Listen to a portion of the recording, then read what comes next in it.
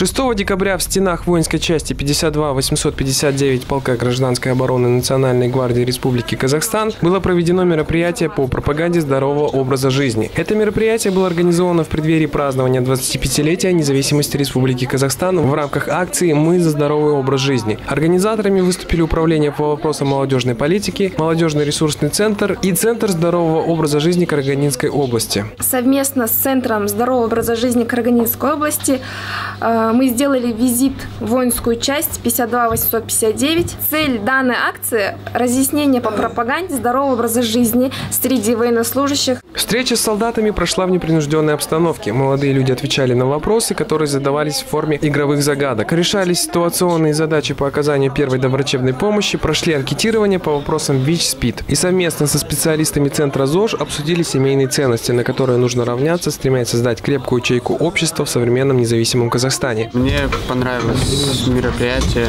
много нового узнали, донесли до нас много интересного. Как уберечь себя от болезней, за здоровый образ жизни много узнали хорошего. И солдаты, служащие по контракту, и новобранцы, только прибывшие в часть для прохождения воинской службы, активно принимали участие в обсуждении вопросов здорового образа жизни. Выяснилось, что это уже не первое мероприятие, организованное для них в рамках празднования Дня независимости. На территории воинской части проводятся различные мероприятия по воспитанию патриотизма нашей молодежи. Национальная гвардия проводит все значимые мероприятия в ракурсе независимости нашего Казахстана на территории воинской части.